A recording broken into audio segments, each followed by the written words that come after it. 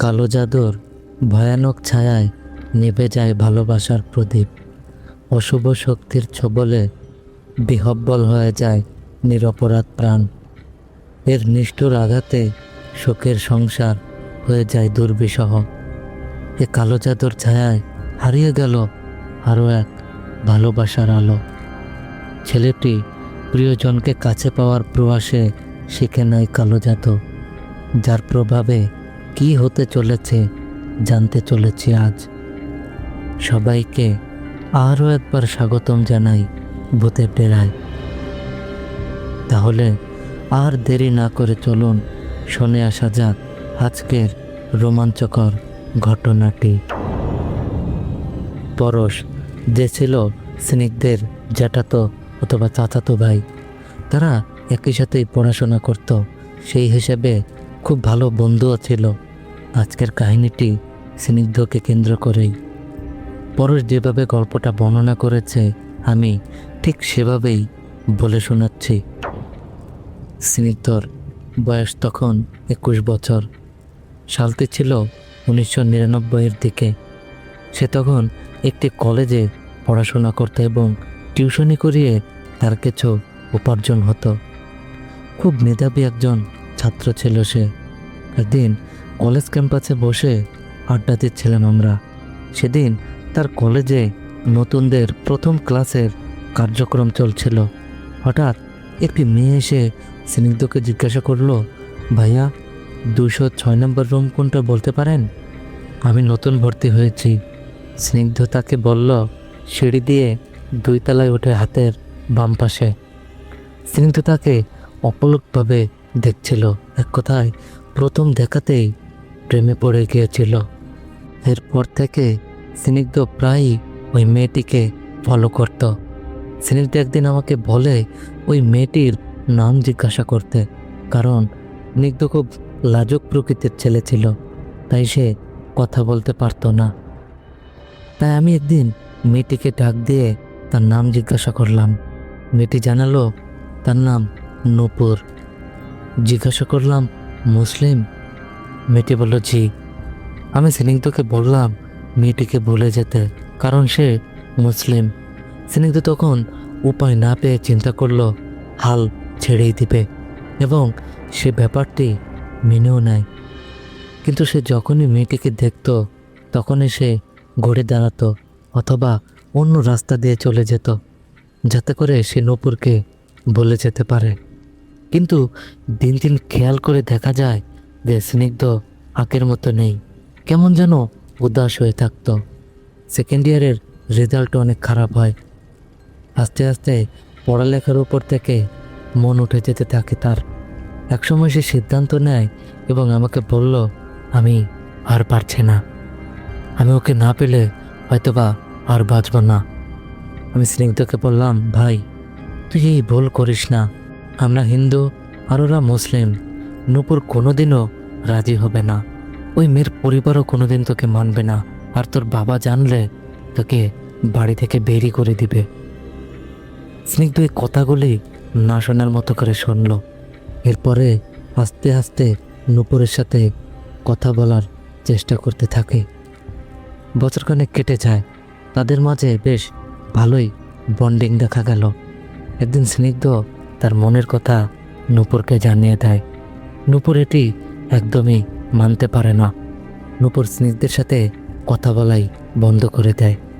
এরপরে স্নিগ্ধ পাগল প্রায় হয়ে রাস্তাঘাটে যেখানে নূপুরকে দেখত সেখানে যেয়ে বিভিন্নভাবে আকুতি মিনতি করত। এক পর্যায়ে নূপুর এই ব্যাপারটি তার বাবাকে জানায় যে স্নিগ্ধ তাকে রাস্তাঘাটে মানুষের সামনে বিরক্ত করে। এ কথা শুনে নূপুরের বাবা স্নিগ্ধের বাবাকে সব কিছু জানায়।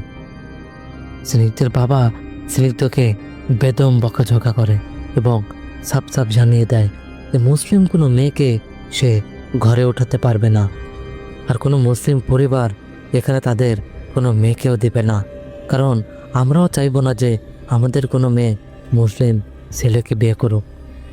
তাদের অবস্থানও ঠিক এমনই। স্নিগ্ধ তার বাবাকে ছাপ ছাপ জানিয়ে দেয় এবং বলে, আমি বিয়ে করলে ওকেই বিয়ে করব। তার বাবাও তাকে জানিয়ে দেয় যেই দিন সে ওই মেয়েকে বিয়ে করে বাড়িতে আনবে সেদিন যেন সে এই বাড়ি ছেড়ে চলে যায়। এভাবে দেখতে দেখতে আরও 1 বছর কেটে যায়। স্নিগ্ধ আমার সাথে খুব কম মিশত, কোথায় কোথায় যেন হারিয়ে যেত। আমি কিছুই বুঝে উঠতে পারতাম না। আমি ওকে প্রায় বলতাম, তুই কোথায় যাস? কোথাও তোকে দেখা যায় না, বাজারেও দেখি না, রাত করে বাড়ি ফিরিস, কি করছিস বলতো? স্নিগ্ধ শুধু এতটুকুই বলল যে সময় আসলে সবই জানতে পারবি। এদিকে লক্ষ্য করে দেখা গেল যে আস্তে আস্তে নূপুর আর স্নিগ্ধর মাঝে বেশ ভালোই সম্পর্ক গড়ে উঠেছে। এই জিনিসটাই মাথায় আসছিল না যে এই মেয়ে স্নিগ্ধের নামে তার বাবার কাছে নালিশ দিল, সেই মেয়ে কিভাবে স্নিগ্ধের এত ক্লোজ হয়ে গেল। আমি স্নিগ্ধকে একদিন জিজ্ঞাসা করলাম, কিরে ভাই, তোরা কি রিলেশনে আছিস? স্নিগ্ধ বলল হ্যাঁ। আমি বললাম, কিভাবে ও তোকে মেনে নিল? তোর সামনে অনেক বড় বিপদ আসতে চলেছে, কাজটা তুই ঠিক করছিস না। স্নিগ্ধ বলল, কোনটা ঠিক আর কোনটা বেঠিক সেটা আমি ভালোভাবে বুঝে নিব, আর আমাকে বলতে হবে না কিছু। এর দিন কয়েক পরে শুনতে পেলাম নূপুরের বাবা নূপুরের জন্য ছেলে দেখতে বিয়ের জন্য। যেদিন নূপুরের বিয়ে ঠিক হয় ঠিক এর আগের দিনই নূপুর পালিয়ে স্নিগ্ধের সাথে কোথায় যেন চলে যায়। এদিকে মেয়ের বাবা স্নিগ্ধের বাবাকে বেশ অপমান অপদস্থ করে যায় বাড়িতে এসে, এবং থানায় মামলা দেওয়ার হুমকি দেখায়। কিছুদিন পরে স্নিগ্ধ এবং নূপুর ফিরে আসে, সরাসরি স্নিগ্ধের বাড়িতে ওঠে। এদিক দিয়ে দুই পরিবারের ভালোই গ্যাঞ্জাম সৃষ্টি হয় এবং নূপুরের বাবা নূপুরকে ত্যায্য করে দেয়। শোনা যায় তারা নাকি বিয়ে করেছে। বেশ কিছুদিন কেটে যাওয়ার পরে নূপুরের শরীর ধীরে ধীরে খুব খারাপ হতে থাকে এবং নূপুর ঘুমের ঘরে খারাপ স্বপ্ন দেখে চিৎকার দিয়ে ওঠে। নূপুরকে জিজ্ঞাসা করলে নূপুর বলে, কিছু কালো অবয়ব থাকে, অনেক অত্যাচার করে, মারধর করে এবং তাদের সাথে আমাকে নিয়ে যেতে চায়। স্নিগ্ধতে খুব টেনশনে পড়ে যায়। একদিন রাতে স্নিগ্ধ ঘুম থেকে উঠে ঘরে নূপুরকে দেখতে পায় না। সবাই মিলে খোঁজাখুঁজির পরে আমাদের পুকুর পাড়ে পাওয়া যায়, যে কিনা অচেতন হয়ে পড়েছিল সেখানে। স্নিগ্ধের চোখ মুখে অন্যরকম এক ভয় দেখা গেল। বিভিন্ন ডাক্তার কবিরাজ দেখানো হলেও এর কোনো সমাধান মিলছিল না। এরপর থেকেই নূপুর অস্বাভাবিক কাজকর্ম করত। কখনো দেখা যেত গলায় ধরে নিচ্ছে, কখনো বা দেখা যেত রাতের অন্ধকারে পুকুরে ঝাঁপ দিতে, আবার কখনো বা দেখা যেত নিজের হাত এবং শরীরের বিভিন্ন অংশ কামড়াচ্ছে, এবং এমনভাবেই কামড়াতো যে শরীরের সেখান দিয়েই রক্ত বের হয়ে যেত। যখনই নূপুরের হুঁশ ফিরত, নূপুর তার শরীরের এই অবস্থা দেখে একা একা হাউমাউ করে কান্না করত। মনে হতো যে নূপুর এসবের কিছুই যেন জানে না। নূপুরকে ব্যাপারে জিজ্ঞাসা করলে নূপুর বলতো তার চারপাশে সবসময় খারাপ কোনো কিছুর উপস্থিতি টের পায় সে। তারা নাকি নূপুরের বিভিন্ন স্থানে টাচ করত, রাতে ঘুমাতে গেলেও নাকি তারা নূপুরের সাথেই ঘুমাতো, এবং মাঝে মাঝে তাদের চেহারা দেখে নূপুর এতটাই ভয় পেত যে সে সুইসাইড করতে চাইতো। তাদের চেহারা নাকি এমন ছিল যে তাদের দেখলে মনে হতো একটি মরা মানুষকে যদি কবরে রেখে দেওয়া হয় এবং দীর্ঘদিন থাকার পরে ওই লাশটিকে উঠালে যেমন পচা গলা আকৃতিতে দেখা যেত, ঠিক এমনই। পরদিন সকালে স্নিগ্ধ আমাকে ডেকে কান্না করতে লাগলো এবং বলল, ভাইরে, আমি মনে হয় অনেক বড় এক ভুল করে ফেলেছি। আমি জিজ্ঞাসা করি, কি হয়েছে, আমাকে সব খুলে বলতো, কি এমন ভুল করেছিস? আমি তো কিছুই বুঝতে পারছি না তোর কথা। স্নিগ্ধ বলতে শুরু করলো, আমার চ্যানেলের প্রিয় শ্রোতা বন্ধুরা, গল্পটা যদি আপনাদের ভালো লেগে থাকে, এই গল্পটি শুনতে শুনতেই তাহলে চ্যানেলটি সাবস্ক্রাইব করে আমাকে সহযোগিতা করুন এবং চলুন শুনে আসা যাক স্নিগ্ধ কী এমন করেছিল যার পরিণতি ধীরে ধীরে খারাপের দিকে অগ্রসর হচ্ছে। নূপুর কি এর থেকে পরিত্রাণ পাবে, নাকি তার জন্য অপেক্ষা করছে এর থেকে ভয়ানক কিছু? এই অংশটুকু আমি স্নিগ্ধের মতো করেই বলার চেষ্টা করছি। নূপুর যখন আমার সাথে সম্পর্ক রাখতে চাচ্ছিল না, তখন আমি সম্পূর্ণ দিক বিদিক শূন্য হয়ে পড়ি। তখন কি করব কিছুই বুঝতে পারছিলাম না। শুধু এতটুকুই বুঝতে পারছিলাম যে আমি ওকে ছাড়া কোনোভাবেই থাকতে পারবো না। এরপরে আমি ঘাঁটতে ঘাঁটতে একজন তান্ত্রিকের সন্ধান পাই, যে কিনা ভূতপ্রেত ছাড়াতো এবং কালো জাদু সম্পর্কে বিশেষ জ্ঞান ছিল। আমি তাকে অনেক কষ্টে রাজি করাই তার কাছ থেকে আমি কিছু জিনিস শিখব বলে। তিনি আমাকে শিক্ষাদান করতে রাজি হন, তবে তিনি আমাকে এর আগেই বলে দেয় এগুলো শেখার পরে কখনোই যেন আমি এগুলো প্রয়োগ না করি বা খারাপ কোনো কাজের উদ্দেশ্যে এগুলো যেন একদমই না করি। আমি রাজি হয়ে যাই। তিনি আস্তে আস্তে আমাকে শেখাতে শুরু করে। তান্ত্রিকের একটি টিনের ঘরে তিনি একাই থাকতেন। একটা বছর ধরে গভীর সাধনার মাধ্যমে আমি মোটামুটি অনেক কিছুই শিখে নিয়েছিলাম। একদিন সেই তান্ত্রিক একজন রোগী দেখার জন্য দূরের একটি জায়গায় যায় এবং বলে দেয় সে 2 দিন আসতে পারবে না।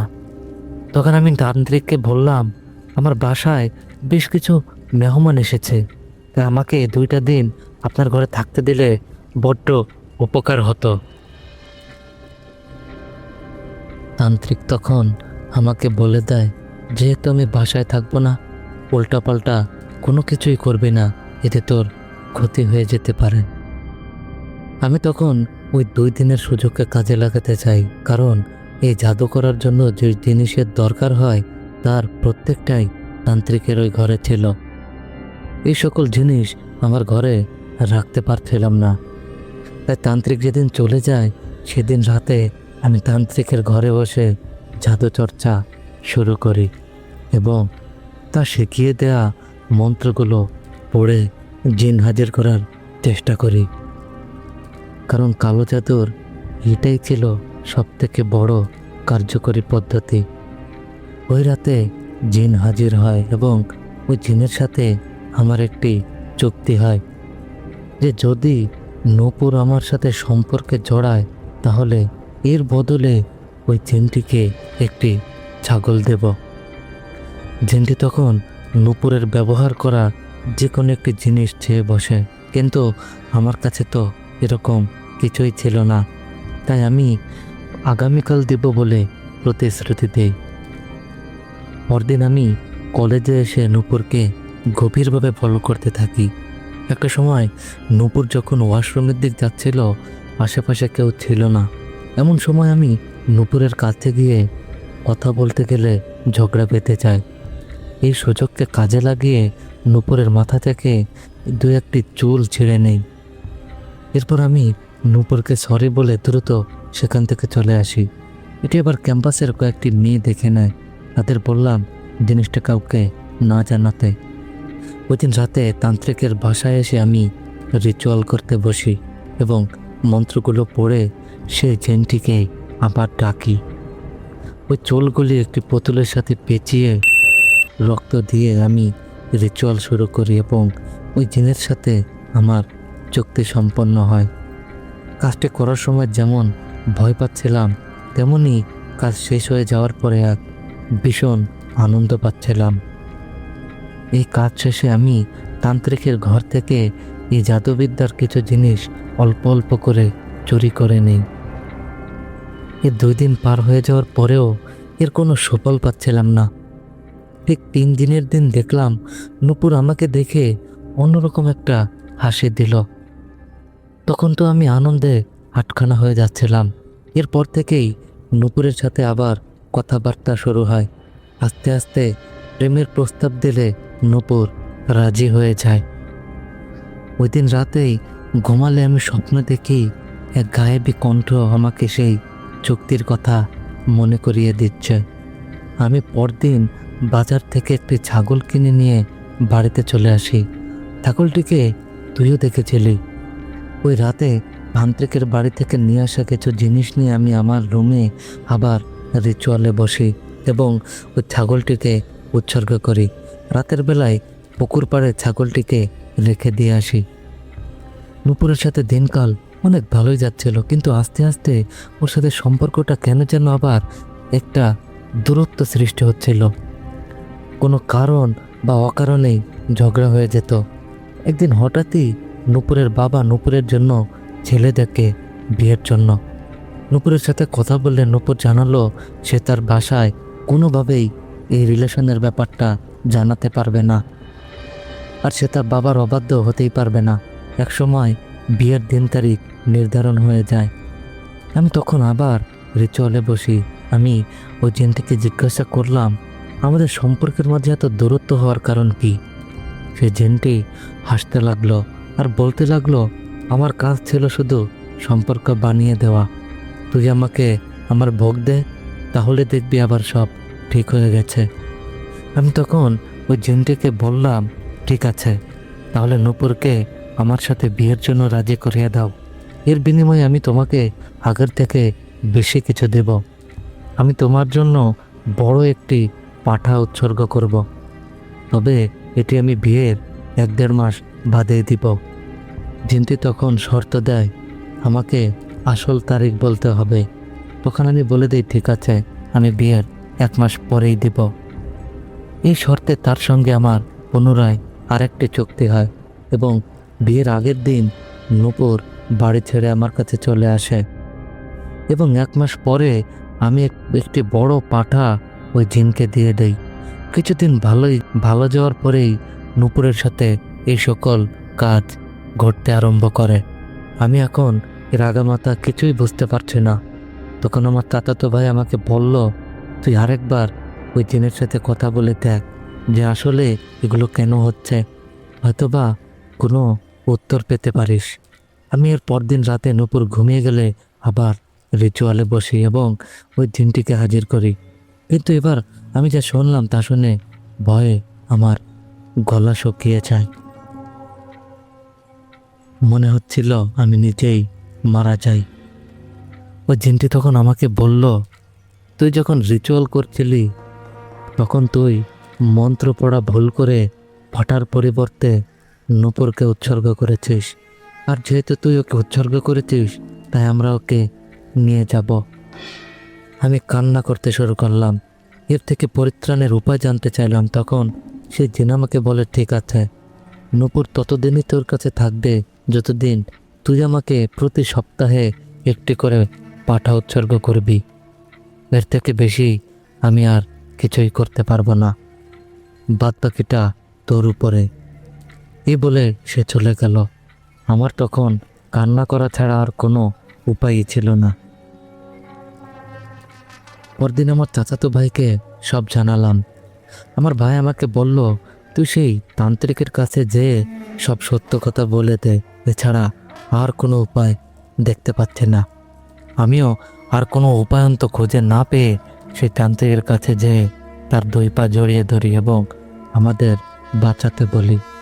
আমি সব ঘটনার বিস্তারিত তাকে খুলে বললাম।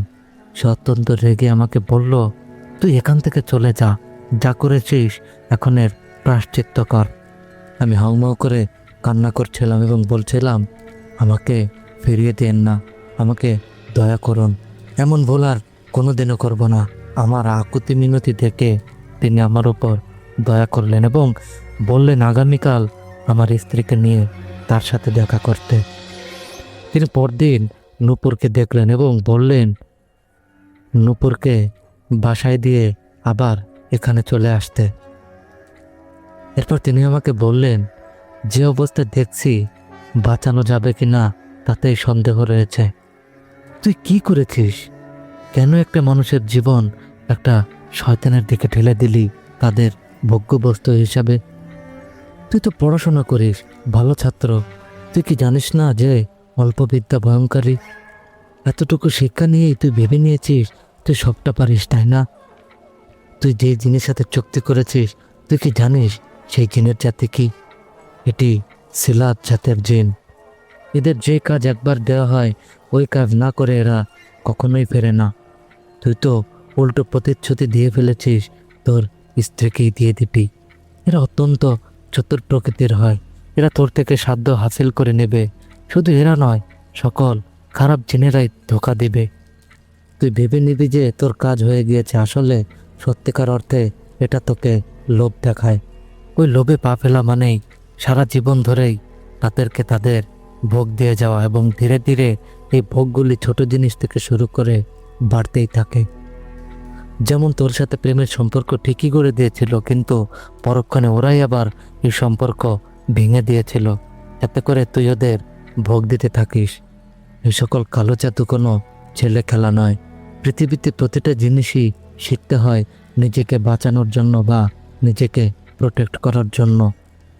যখনই তুই সেটা নিজের প্রয়োজনের জন্য অন্যের ক্ষতি করবি, অন্য দিক দিয়ে তোরই সবথেকে বড় ক্ষতি করবে। সেটা আমি তোকে শিখিয়েছিলাম, কিন্তু তুই সেটা অমান্য করে গিয়েছিস। এই কারণেই তান্ত্রিকেরা কাউকেই এই সকল শিক্ষা দেয় না। আমার গুরুর সাথে তোর এই ব্যাপারটি নিয়ে আমি কথা বলবো, দেখে তিনি কী সিদ্ধান্ত দেন, কারণ তার শক্তি আমার থেকে অনেক বেশি। আমি অপরাধের মতো শুধু তার দিকে তাকিয়ে মাথা নাড়লাম। ওই দিন রাতে নূপুরের শরীর অনেক খারাপ হয়ে যায়। নূপুরের শরীরে মারধরের অনেক চিহ্ন দেখতে পাওয়া যায়। তার কষ্ট দেখে আমি শুধু তাকে জড়িয়ে ধরে কান্না করতে থাকি। এরপর দিন সকালেই আমি আমার ভাইকে সাথে নিয়ে আমার গরু সে তান্ত্রিকের কাছে যাই। সে তান্ত্রিক আমাদের নিয়ে তার গরুর নিকটে যান। তিনি সব কিছু শুনে বলল, আমি চেষ্টা করব আমার সাধ্য মতো। তখন সেই তান্ত্রিক এবং আমার গরু দুজনেই তাদের মতো কিছু আলোচনা করে এবং আমাদের বলল, সন্ধ্যার পরে এই বিষয় নিয়ে বসবে। তুমি তোমার স্ত্রীকে সাথে নিয়ে আসো। আমি আর আমার ভাই দুজন মিলে আমার স্ত্রীকে নিয়ে আসি। সন্ধ্যার পরে তারা দুজনে বসে এবং একসাথে রিচুয়াল শুরু করে। তারা সেই জিনকে পুনরায় নূপুরের শরীরে হাজির করে এবং তারা বলল, না বুঝে এই ছেলেটি ভুল করে ফেলেছে, তাই জিনিসটাকে আর বেশি দূর না গড়াতে এর বিনিময়ে সে যা চায় তাই দেওয়া হবে। কিন্তু সে জিন তার চুক্তি মতো বলতে থাকে, তাহলে মানুষের প্রাণের বদলে মানুষের প্রাণী দিতে হবে। তান্ত্রিক তাকে অনেক বোঝাতে চাইলেও সে কিছুই বোঝে না। ওই তান্ত্রিক তখন আমার গরুকে কানে কানে কি যেন বলল। এরপর আমার গরু আমাকে নিয়ে পাশের রুমে গেল আর আমাকে বলল, দেখ, এটি কোনোভাবেই শান্ত করা সম্ভব নয়। এখন তোর স্ত্রীর থেকে এই জিনটিকে ছাড়াতে গেলে তোর স্ত্রীর হয়তো বা বড় কোনো ক্ষতি হতে পারে। আর তোর স্ত্রী যদি বেঁচেও যায় তাহলেও তোর সাথে কতদিন সংসার করবে সেটা আমি বলতে পারবো না, কারণ আমার গরু তার সব থেকে শক্তিশালী জিন মারিজ জিনের দ্বারা চেষ্টা করে দেখবে। এখন তুই চিন্তা ভাবনা করে আমাকে জানা।